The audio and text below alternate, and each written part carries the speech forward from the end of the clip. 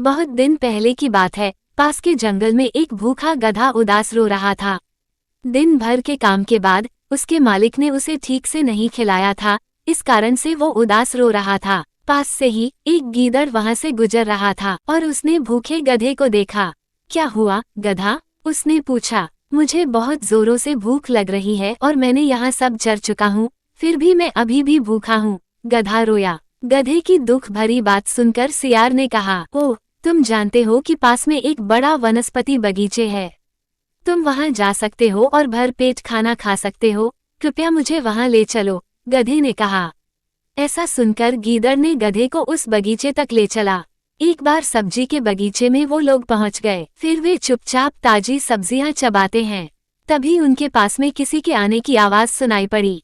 आवाज सुनकर वो दोनों भाग जाते हैं। अब से दोनों ही जानवर हर दिन सब्जी के बगीचे में जाते थे और भर पेट खाना खाते थे। लेकिन एक दिन उनकी किस्मत खराब थी। उन्हें एक किसान ने देख लिया और उन्हें भगा दिया। उस दिन दोनों जानवर भूखे थे।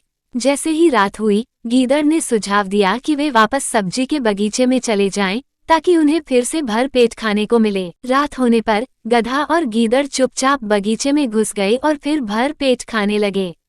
खाते वक्त गधे के मन में कुछ सूझा और उसने कहा, ओह, इतने स्वादिष्ट खीरे और चांद को देखो।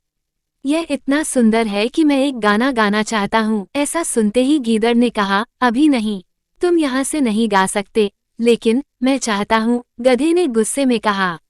गीदड़ ने उसे समझाने की कोशिश करी और कहा कि किसान उसकी बात सुनेगा, उनके पकड़े जाने का डर भी है। जब गधे ने उसकी बात नहीं मानी तब वो वहां से चला गया। गधे ने आह भरी और गाना शुरू कर दिया। थोड़ी ही दूर पर किसान और उसके परिवार ने एक गधे के रेंकने की आवाज सुनी। वे लाठी लेकर गधे की ओर दौड़े। गधे को पीटकर जल्द ही बगीचे से बाहर खदेड़ दिया गया। ओह ओह ओह, गधे को रेंकते हुए वो वापस चला गया। वो वापस गीदड़ के पास आ गया और उस घटना का वर्णन किया। उसकी बात सुनकर गीदड़ ने कहा, तुम्हें तब तक इंतजार करना चाहिए था जब तक हम गाने के लिए बगीचे से बाहर नहीं आ गए। लेकिन तुमने मेरी बात बिल्कुल भी नहीं सुनी, जिससे आगे चलकर तुम्हें मार भी खानी पड़ी।